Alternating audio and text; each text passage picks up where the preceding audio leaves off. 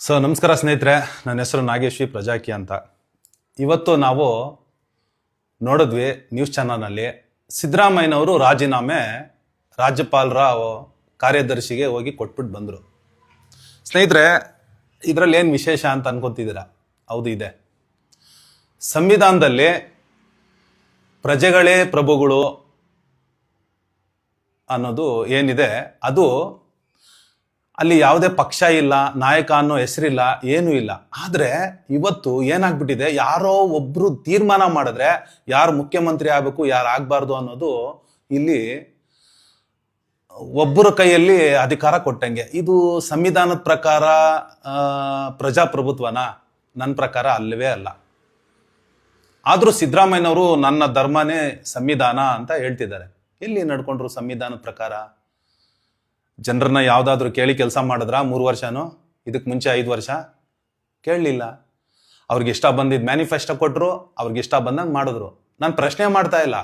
ಸಂವಿಧಾನದಲ್ಲಿ ಏನು ಹೇಳ್ತಾ ಇದೆ ಅದನ್ನ ನಾನು ಕೇಳ್ತಾ ಇದ್ದೀನಿ.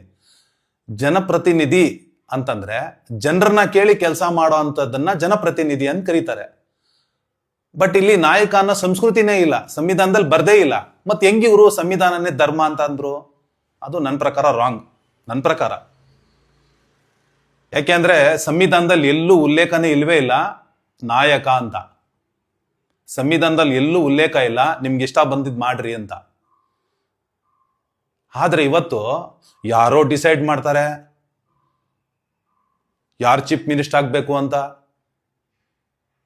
ರಾಜಪ್ರಭುತ್ವನೇ ಆಯ್ತು. ಇದೇ ತರಾನೇ ಬರೀ 38,000 ಜನ ಮಾತ್ರ ಬಂದ್ರು ಬ್ರಿಟಿಷ್ನವರು ನಮ್ಮ ದೇಶಕ್ಕೆ. 30 ಕೋಟಿ ಜನನ ಆಳಿದ್ರು. ಭಾರತ ದೇಶದ 30 ಕೋಟಿ ಜನನ ಆಳಿದ್ರು ಅವರು. ಯಾಕೆ ಗೊತ್ತಾ? ನಮ್ಮ ಮನಸ್ಥಿತಿ, ನಮ್ಮ ಒಳಗಡೆ ಕಿತ್ತಾಟಗಳು, ಯಾವುದೇ ವಿಚಾರಗಳಿರಲ್ಲ, ಏನೇನಕ್ಕೋ ಹೋಗ್ಬಿಟ್ಟು ಆ ಥರ ಗುಲಾಮ್ ಆಗೋ ಪರಿಸ್ಥಿತಿ ಬಂತು.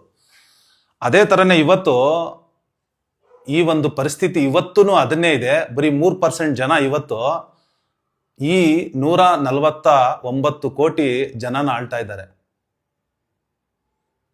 ಇನ್ಯಾವಾಗ ನಾವು ಬದಲಾಗೋದು? ಮತ್ತು ಬದಲಾವಣೆ ಅಂದ್ರೆ ಏನು? ಬದಲಾವಣೆ ಅಂದ್ರೆ ಇಷ್ಟೇ ಸಿಂಪಲ್ಲು. ನಾವು ವಿಚಾರಕ್ಕೆ ಓಟ್ ಹಾಕ್ಬೇಕು, ಉಚಿತವಾಗಿ ಓಟ್ ಹಾಕ್ಬೇಕು. ಮತ್ತೆ ಓಟ್ ಹಾಕಿದ್ಮೇಲೆ ನಾವು ಸಣ್ಣದೊಂದು ಜವಾಬ್ದಾರಿ ತಗೋಬೇಕು. ಓಟ್ ಹಾಕಕ್ ಮುಂಚೆ ನಾನು ಹೇಳಿದ್ದ ತರ ಕೆಲಸ ಮಾಡ್ತೀಯಪ್ಪ 5 ವರ್ಷನೋ, 6 ತಿಂಗಳಿಗೆ ಒಂದ್ಸತಿ ರಿಪೋರ್ಟ್ ಕೊಡ್ತೀಯಾ, ಮತ್ತೆ ನನ್ನ ತೆರಿಗೆ ಹಣಕ್ಕೆ ಲೆಕ್ಕ ಕೊಡ್ತೀಯಾ, ನಾನು ಹೇಳ್ದಂಗೆ ಸರಿಯಾಗಿ ಕೆಲಸ ಮಾಡಲಿಲ್ಲ ಅಂತಂದ್ರೆ, ನಮ್ಗೆ ಇಷ್ಟ ಆಗಲಿಲ್ಲ ಅಂತಂದ್ರೆ ಪೋಲಿಂಗ್ ಮೂಲಕ ನಿಮ್ಮನ್ನ